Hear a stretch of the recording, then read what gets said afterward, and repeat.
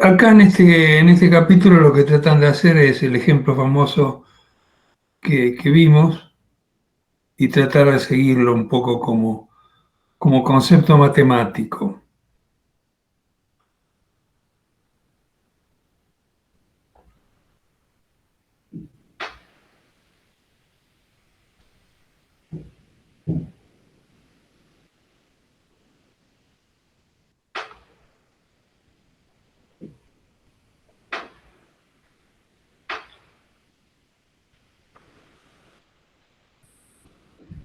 Casi todas las máquinas de hoy utilizan la aritmética de punto flotante IEEE-754. Casi todas las plataformas mapean los float de Python con doble precisión.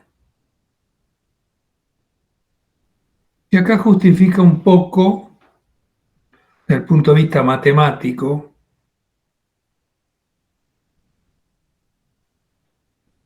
cómo podemos trabajar. Concretamente, esta norma del IEEE trabajan con 53 bits de precisión.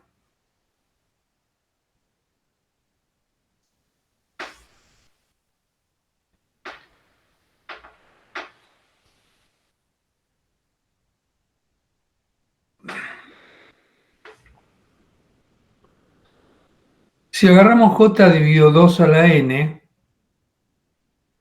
con j que sea un número entero que contiene exactamente 53 bits.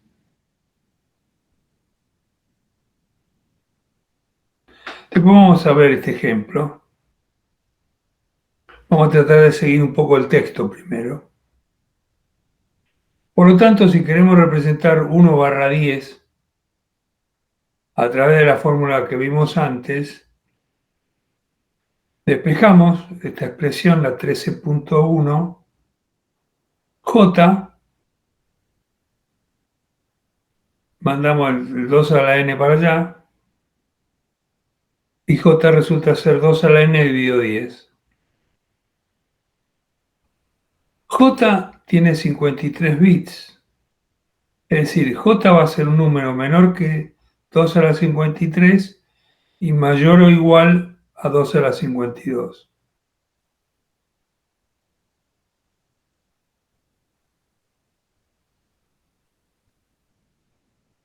Reemplazamos J en la 13.3 por la J que está en la 13.2 y en vez de J ponemos esto que está acá arriba.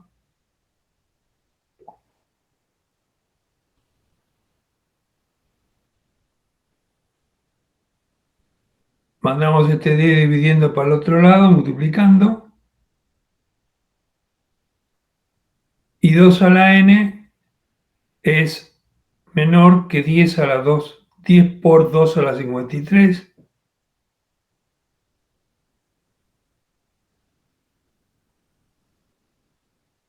Es decir, que 2 a la 53 menor que 10, perdón, 2 a la tercera menor que 10 y 2 a la cuarta mayor que 10. Es decir, que si reemplazamos todo, el valor de n es 56.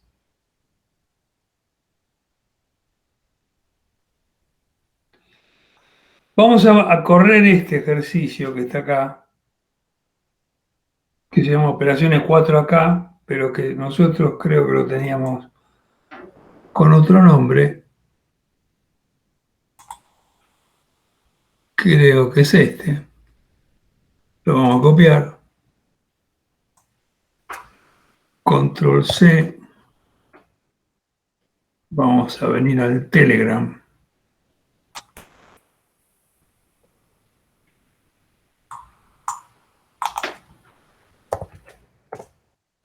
Lo mandamos.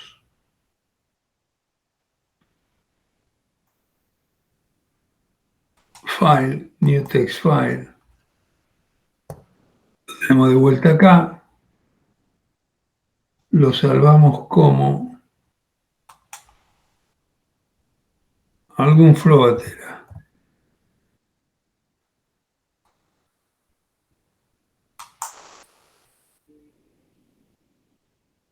Vamos a ponerle 3.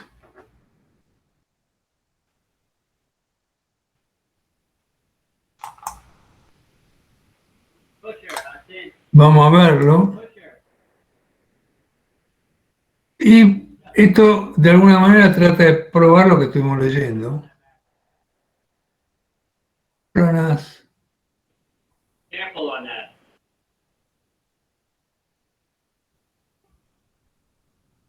I'll push her into the tree now. Pull her, but don't pull her into the tree.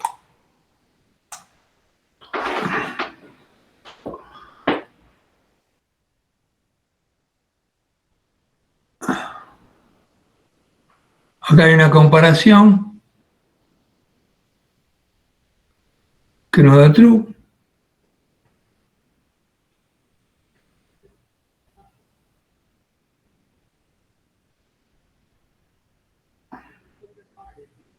Después crea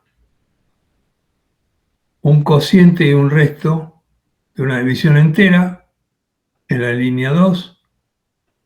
Imprime el cociente y el resto, cociente y resto. Y cuando hace Q más 1, le suma 1 al cociente.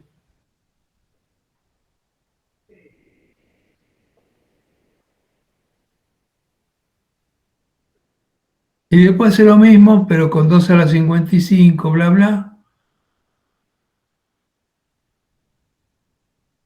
Y va justificando un poco todas las operaciones que mejor seguirlas directamente desde el libro, porque están explicadas todas.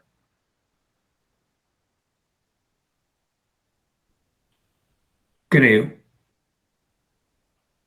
Acaba contando una por una y la va justificando. Acá sigue justificando.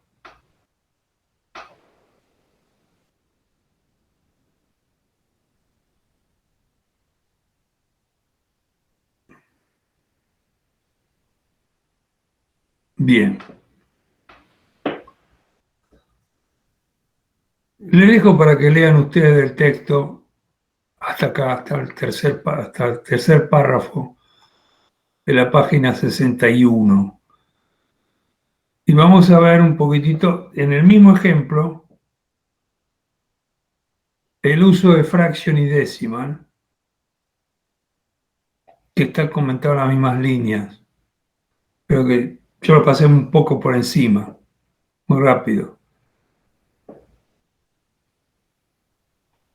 Importa decimal, importa fraction. Decimal no importa de decimal y fraction no importa de fractions. Y los usa.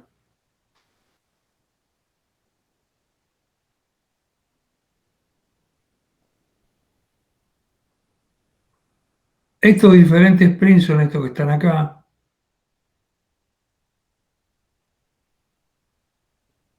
Como para entender algunas operaciones más a partir de otros módulos que podemos llegar a usar para este tema.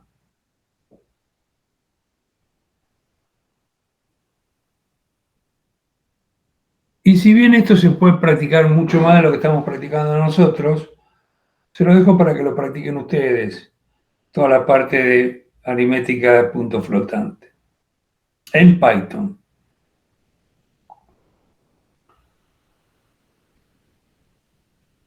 Vamos a entrar en el capítulo 14, que es ¿qué módulos tengo disponibles?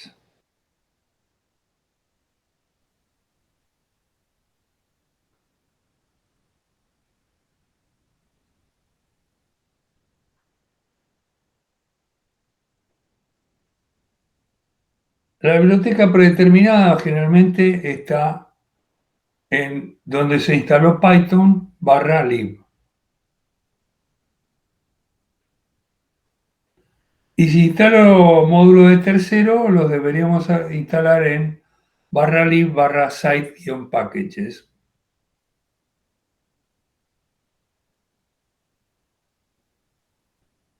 Si queremos anular el syspath, tenemos que crear un archivo .pth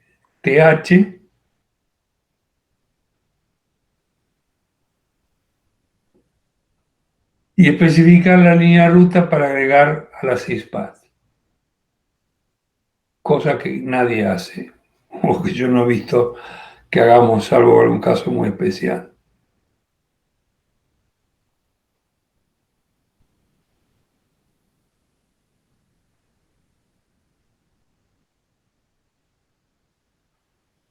Y colorín colorado, se acabó el capítulo 14. Vamos a ver los building types, los tipos building. Numeric sequences, mappings, classes, instance y exceptions. Algunas de las colecciones son mutables. Puedo usar add, subtract o rearrange, que operan con los miembros en su lugar de memoria y no devuelven un elemento específico. Nunca devuelven la instancia de la colección. Siempre devuelven none.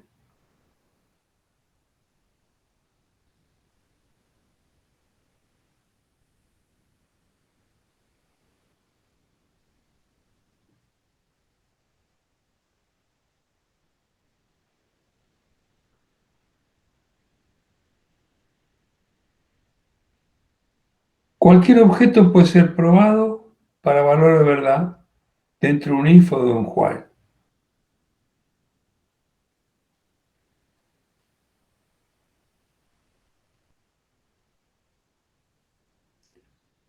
En forma predeterminada, un objeto se considera verdadero a menos que su clase defina un guión bajo bool dos veces o devuelva false, que devuelva false, o un método guión bajo len que devuelva cero cuando se llame con el objeto.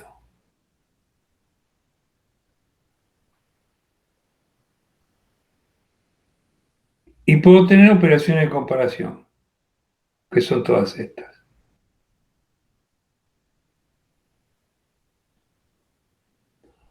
La mayoría de los objetos built-in son considerados falsos. Los que son considerados falsos son estos, por ejemplo.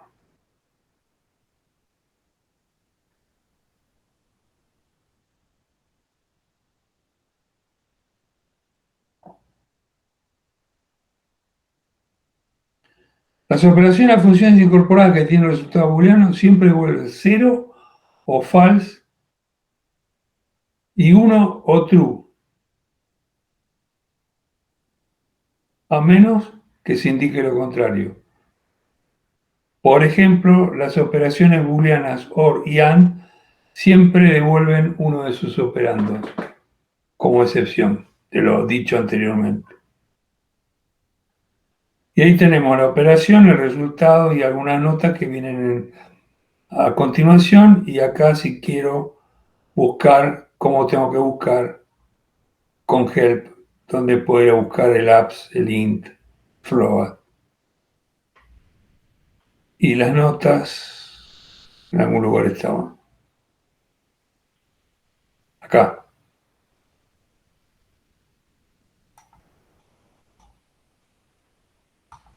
Las notas corresponden a esta tabla, ¿no?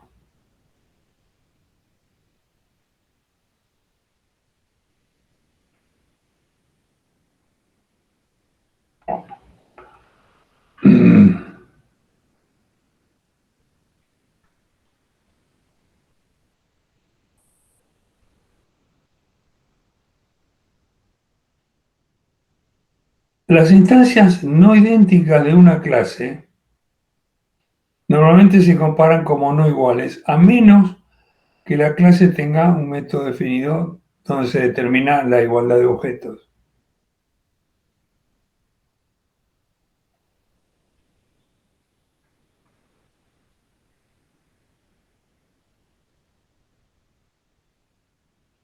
Tenemos enteros, puntos flotantes y complejos, y los booleanos, que son un subtipo, perdón, de los enteros.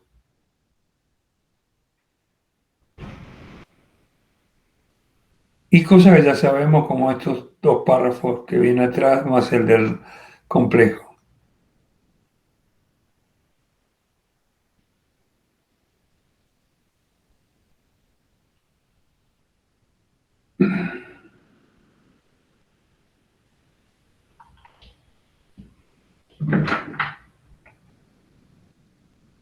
Los números se crean mediante literales numéricos. También puede ser resultado de funciones o operaciones. Podemos tener literales enteros, como los números hexa, los octales, los binarios, que también producen enteros.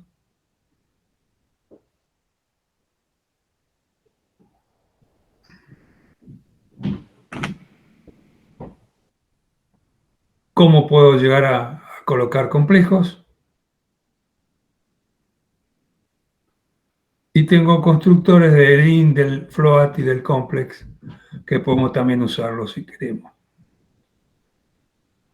Operaciones de tipos number.real.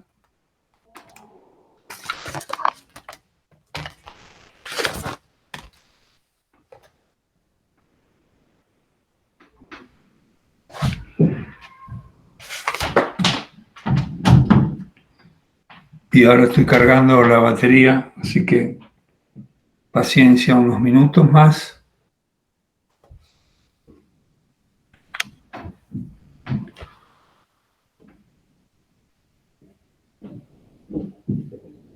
En la figura 12.2 tenemos todos los tipos que soporta.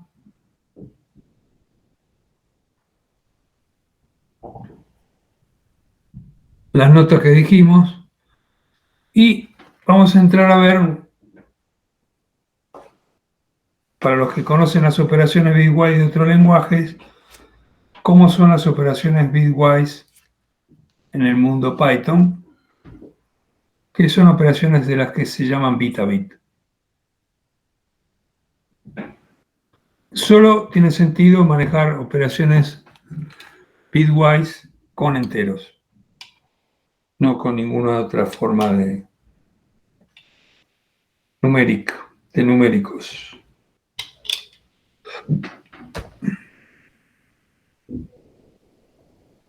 Y acá están el OR, el exclusive OR, el AND, el shift left, el shift right y el la negación, el NOT. Todo lo de arriba binarios y el último unario, con sus respectivas notas. Pero esta es la mejor forma de probarlo. Creo que hay un ejemplo, no sé, y si no lo hay, lo fabricamos.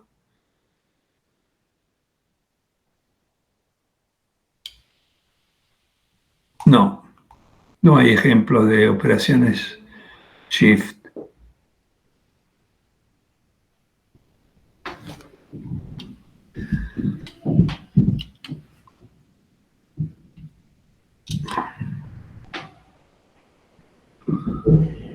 Bueno, en el primer párrafo del subcapítulo 15.2 hay algo que merece la pena ser analizado. Una palabrita mágica.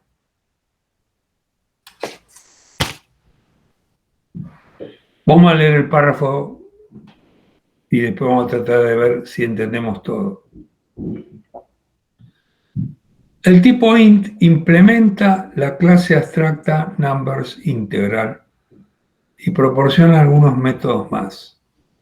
¿Saben lo que son las clases abstractas en cualquier lenguaje orientado a objetos? Y obviamente en Python también.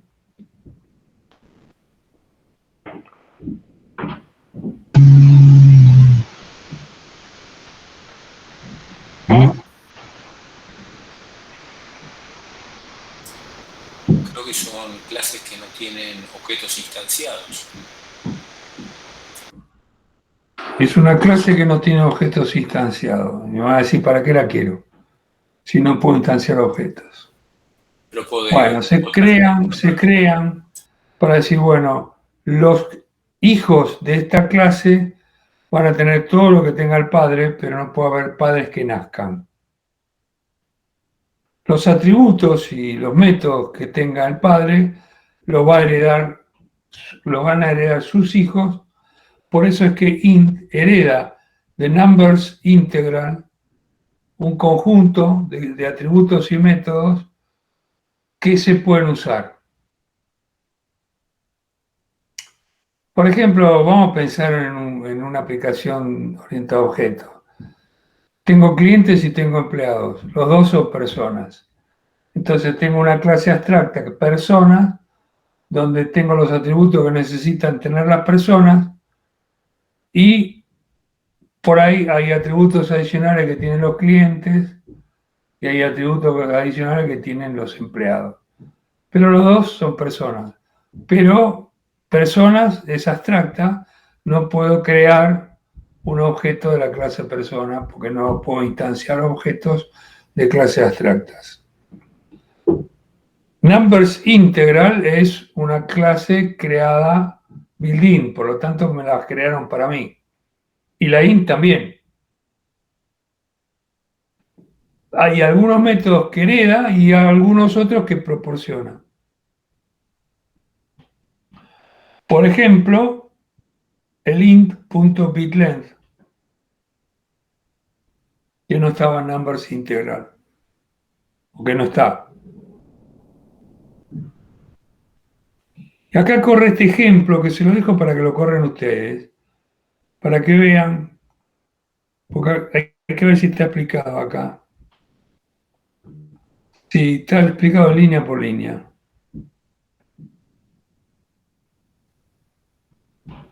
No solo está explicado, sino que además está justificado el resultado. Y repasa un poquitito cómo puedo hacer para pasar el 37 base 10 a base 2.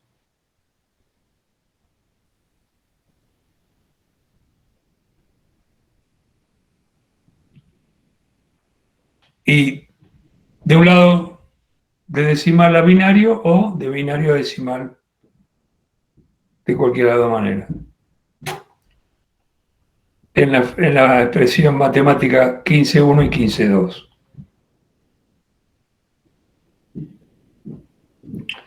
Y los distintos métodos para que vean qué es lo que estamos viendo con ejemplos y algunas cosas más. Operaciones adicionales con decimales en este caso. Lo mismo que entre int y numbers int, tenemos entre float y numbers real. Con ejemplos de cosas que se agregan y cosas que se pueden llegar a usar. Con más ejemplos para que los prueben y que están en el ejemplo también, ¿no? Porque acá está la línea 3.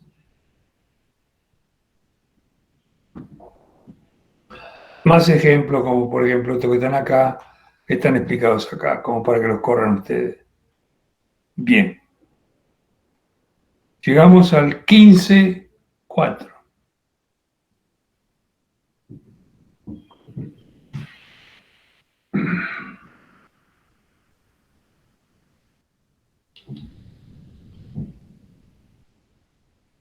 Si quisiéramos usar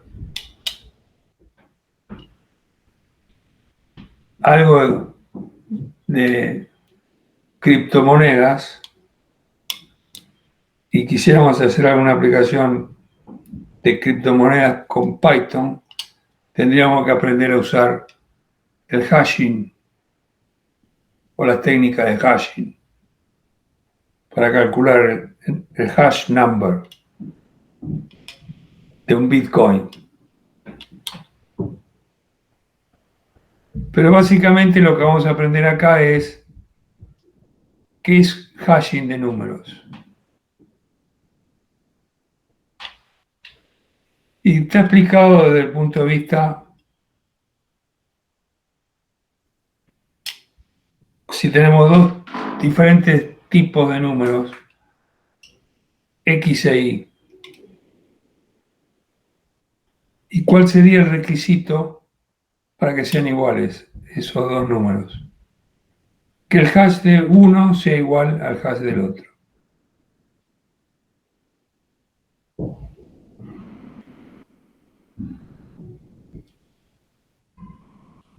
Estamos comparando X con Y y en realidad lo que comparamos es los números de hash.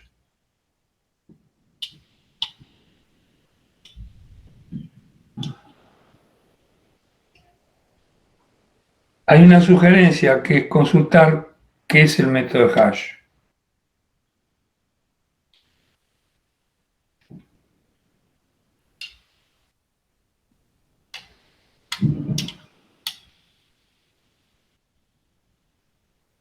Python tiene un hash. Y para eso usa una función matemática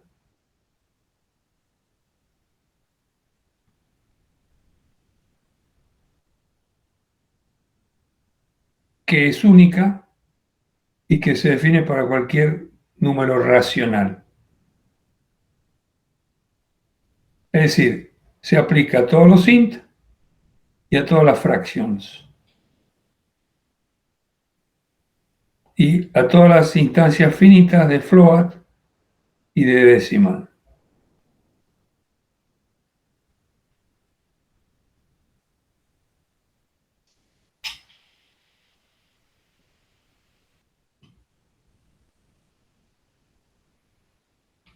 Hay un módulo de reducción P para un número primo P, que es el que se usa. Y para eso está en el módulo sys hashinfo.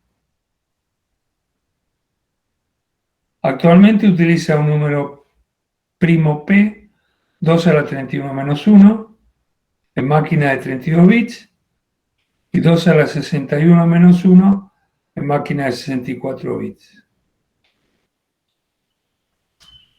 Las reglas son esas que están ahí.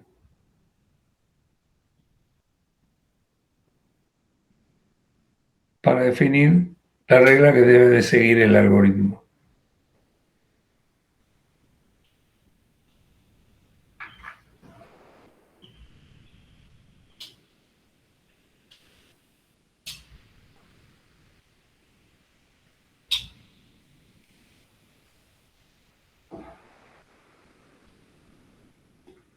Todos los nans, notable number,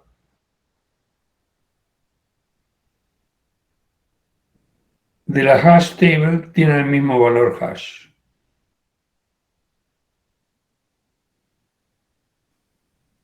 Y ahí hay un ejemplo.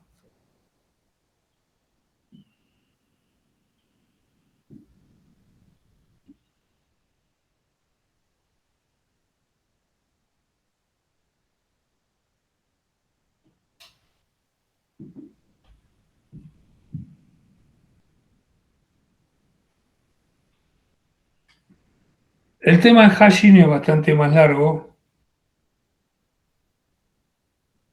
y podemos llegar a ver cómo obtener el hash de un valor, de un objeto de estos numéricos que estamos viendo, usando Python. Sepan que existe.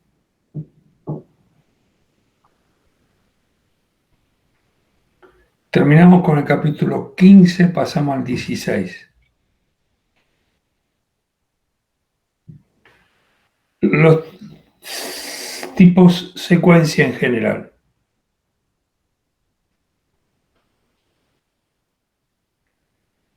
Python tiene tres tipos de secuencias básicos: lists, tuples y range objects.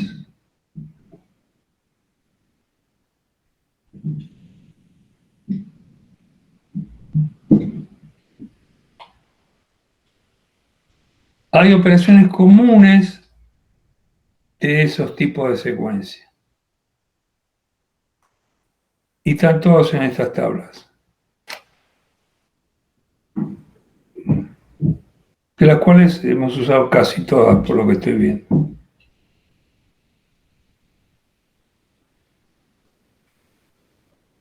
La operación y el resultado.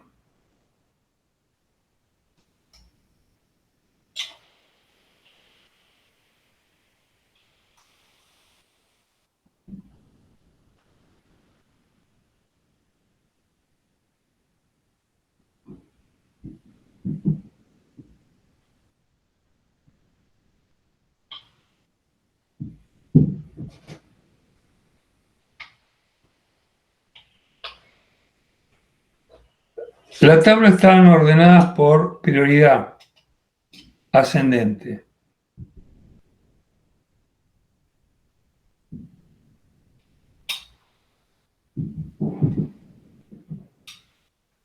Aclaraciones de la tabla.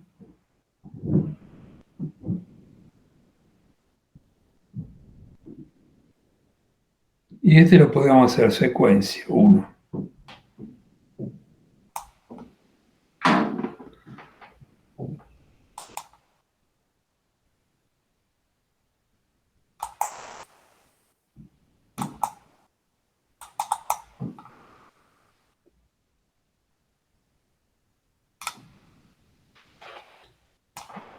Creo que era este. Nos vamos a enterar.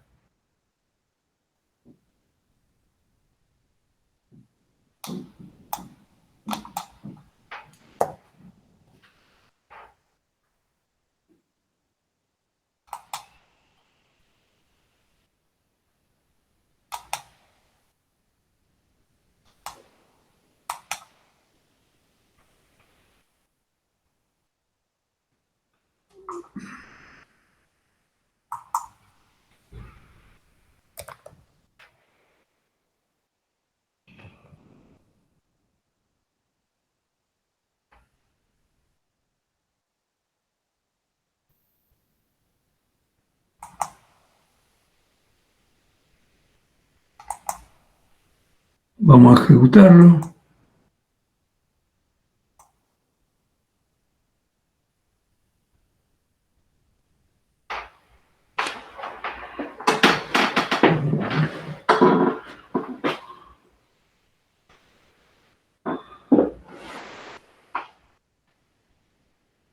Bueno.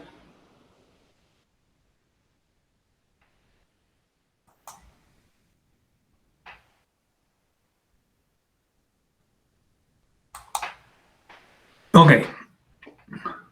El primero, si GG está en X, me devuelve true. O sea, si la letra G y la letra G están dentro de la secuencia de la palabra X, y me dice que sí. Lo curioso de la línea 2, que imprimimos corchete, corchete, asterisco 3, y me genera una lista de 3 elementos, de ahí, eso por el asterisco 3, vacías las 3. Y cuando le decimos print list,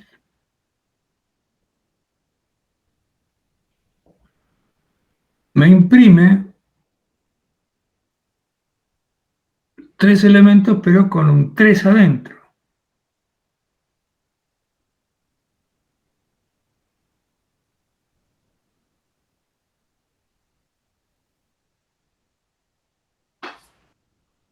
Y después le decimos agarrar list 0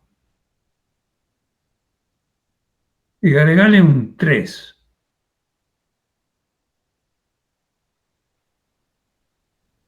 Perdón, discúlpenme, estoy diciendo mal las cosas que yo les dije.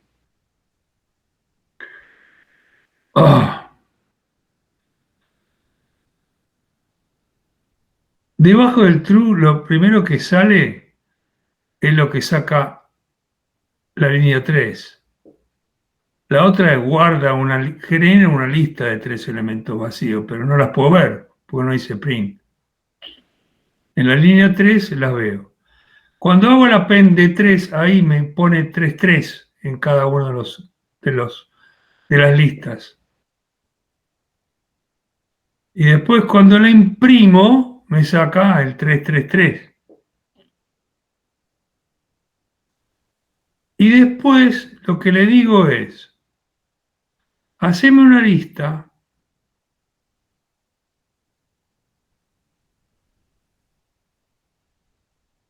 donde I está en el rango 3 y la hace.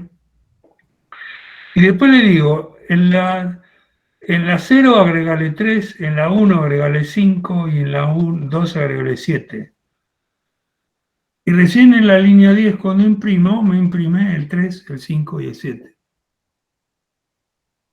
Este es un lindo ejemplo para entender lo complejo que podemos llegar a hacer con listas en Python. Complejo o rebuscado.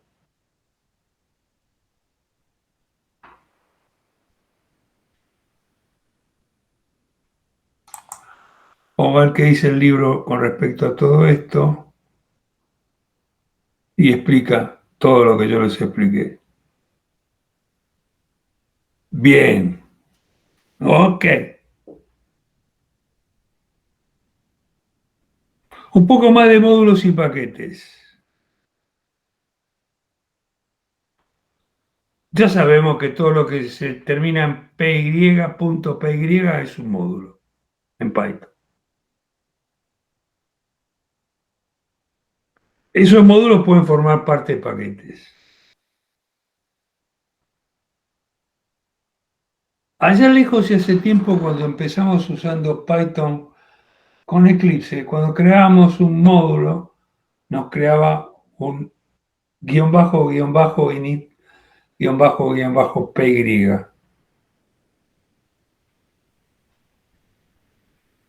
Es decir, estábamos creando un paquete. Como usábamos Eclipse, que nació para el mundo Java, los paquetes era cosa cotidiana también en Java. Entonces creamos un paquete apretando un icono y él nos creaba este esqueleto.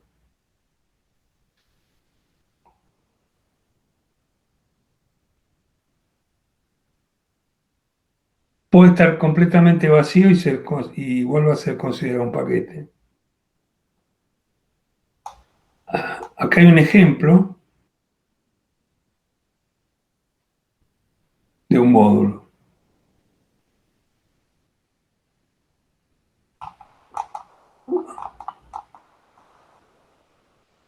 Hay un error.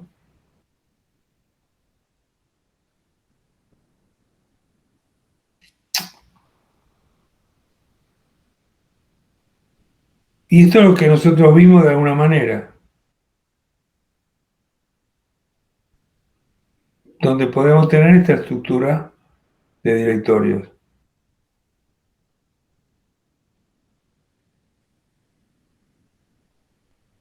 con los distintos módulos.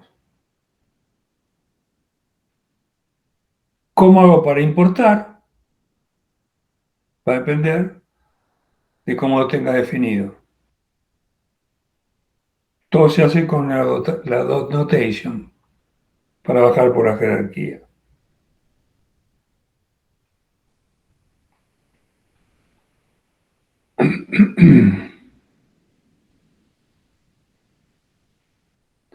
Esto ya lo vimos, pero para que lo relean.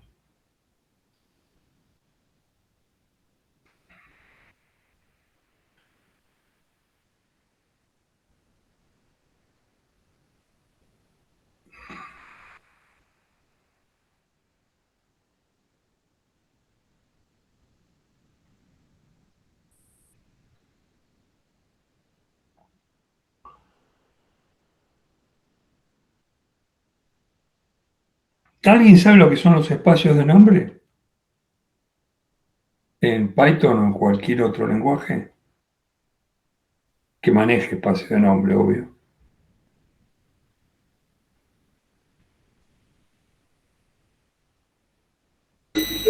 ¿No son los espacios de trabajo, Ernesto?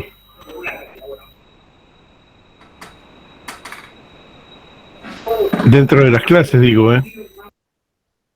Una clase puede definir un espacio nombre, una clase puede estar definida en un espacio nombre.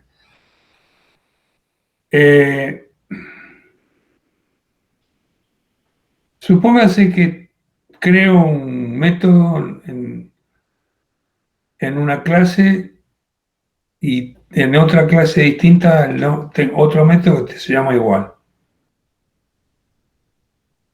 Es como que el método A de la clase A es distinto del método A de la clase B. ¿Por qué? Porque las clases definen un espacio nombre diferente. Pero yo puedo referirme igual al otro. Es decir, dentro de la clase B, si yo uso A, es el A que está definido en B. Pero si quisiera usar el A que está definido en A, le pongo A.A. Y eso es un poco lo que empieza a jugar con esta parte del texto en el capítulo 18.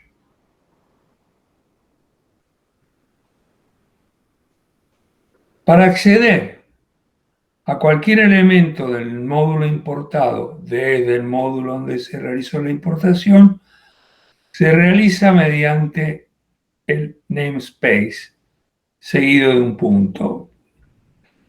El namespace seguido de un punto es lo que yo dije, pero acá está mencionado con forma más genérica.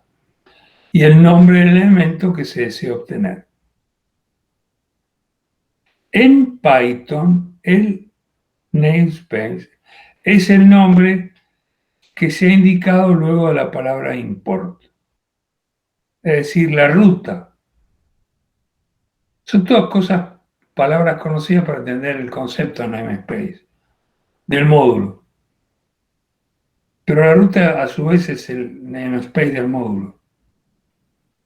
Por ejemplo, print módulo constante 1, donde módulo constante 1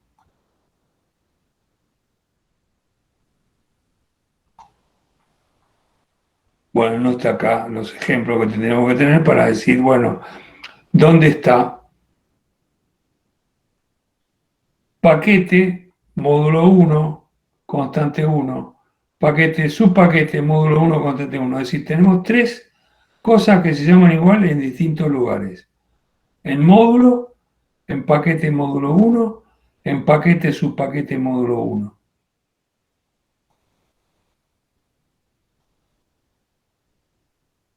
Paquete subpaquete módulo 1.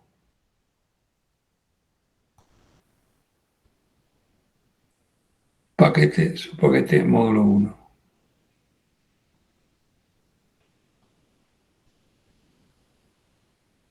Módulo 1, módulo 1. Módulo 1, subpaquete. Módulo 1. Es decir, va a depender de qué directorio trabajo para saber qué módulo tengo y cuál es el espacio nombre adecuado para buscar algo que esté dentro de ese. En definitiva, es un manejo de file system, todo eso. Puedo usar alias para abreviar. Por ejemplo, as.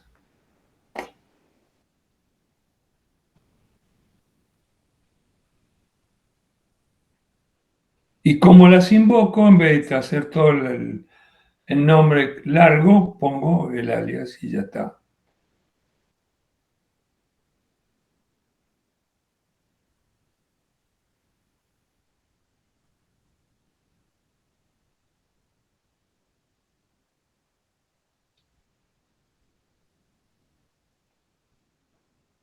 Es aconsejable respetar la PEP 8 cómo debe realizarse los imports.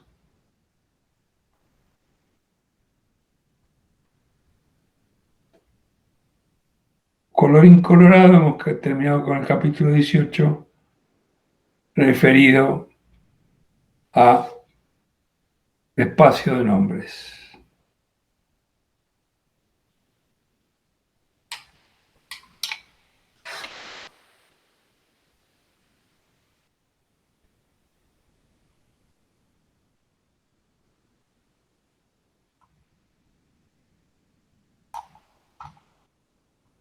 El capítulo 19 lo saben, por lo tanto léanlo y repásenlo, porque lo hemos usado, así que no vale la pena perder tiempo ahora, pero sí podemos recordar un poco sobre el concepto de parámetros por omisión, que también lo vimos,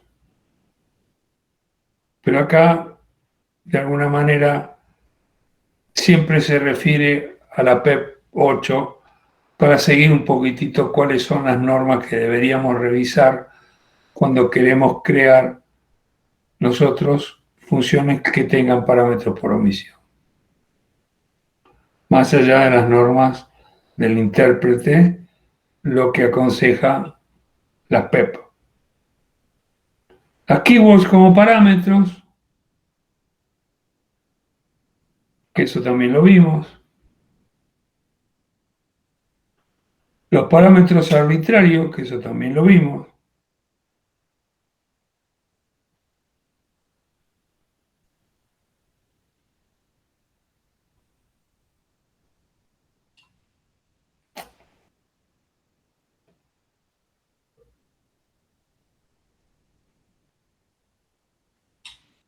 La llamada de retorno, que también lo vimos.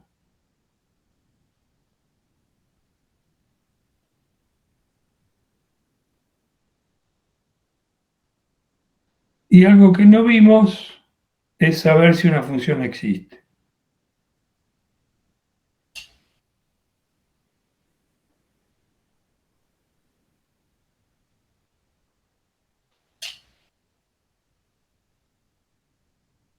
Si usamos in, vamos a poder saber si un elemento se encuentra dentro de una colección.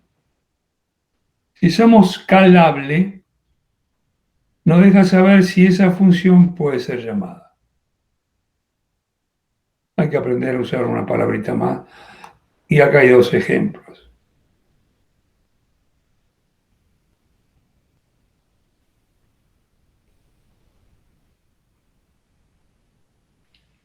Y colorín colorado, terminamos con el capítulo 25 en la página 87, principio del 88.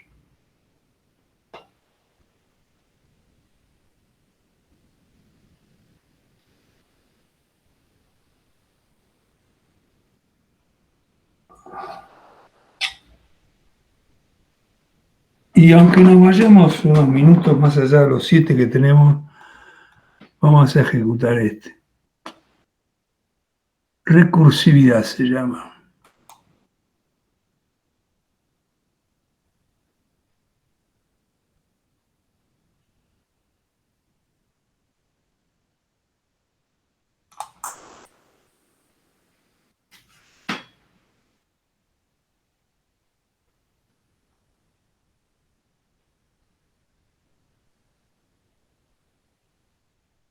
Mm.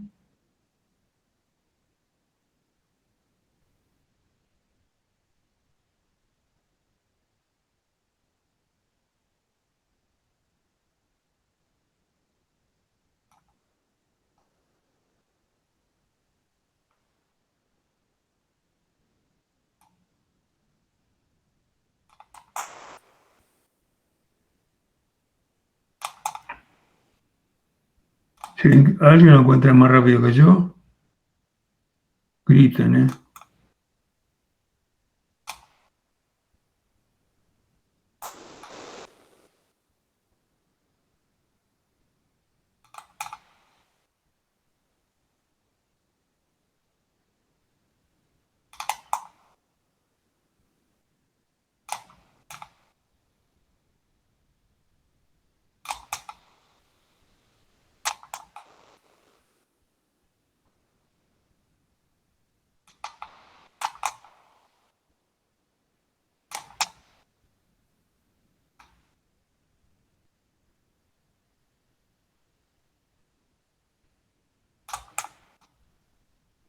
No diga que no tengo.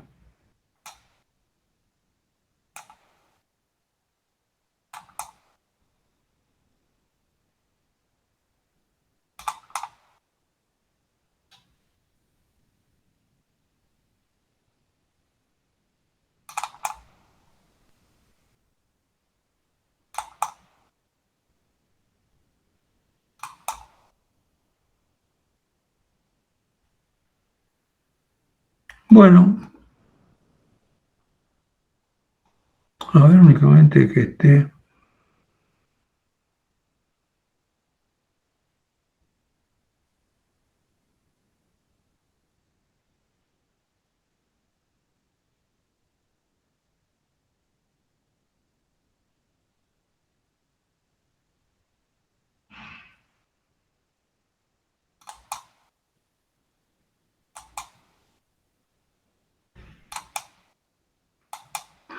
Bueno, no se los puedo mostrar,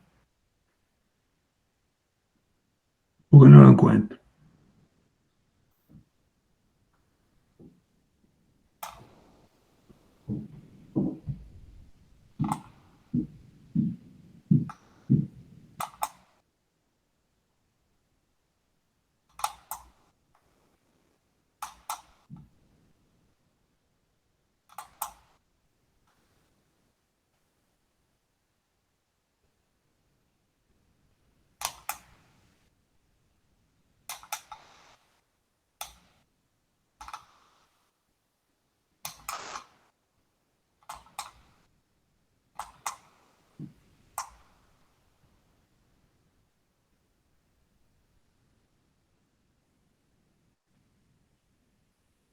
Bueno,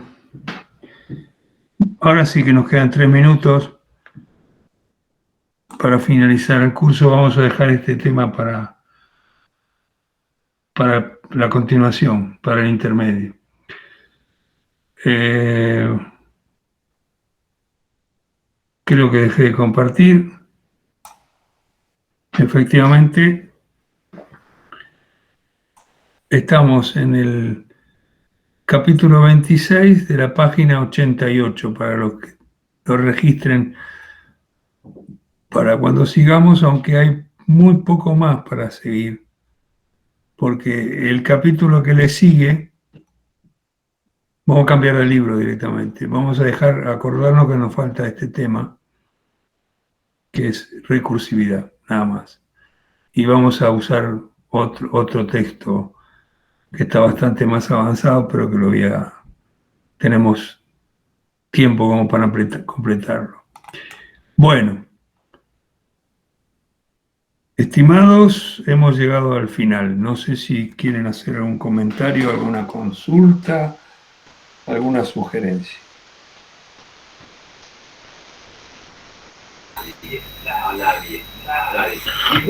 La única sugerencia para todo el grupo, Ernesto, Pablo y la gente de Copitec, es darle las gracias por el trabajo que están haciendo, porque la verdad que es muy importante y es muy bueno el compartir los conocimientos de la forma que lo están haciendo tan generosamente ustedes. Por mi parte, gracias, que es una palabra cortita, pero que creo que abarca bastante lo que están haciendo. Bueno, gracias por los conceptos, Jorge. Gracias, Jorge. O sea, la verdad que los agradecidos somos nosotros, porque en esta aventura la colaboración de Ernesto hubiese sido cero si no están ustedes permanentemente preguntando, trabajando y haciendo su parte. Es un ida y vuelta. Gracias, Jorge. Gracias a todos. Gracias de mi parte y bueno, saludos a todos y nos veremos. Muchísimas gracias, excelente el curso. Tenemos la segunda parte, si hay una continuidad, y verdaderamente excelente, excelente. Muchísimas gracias. Gracias, Ricardo.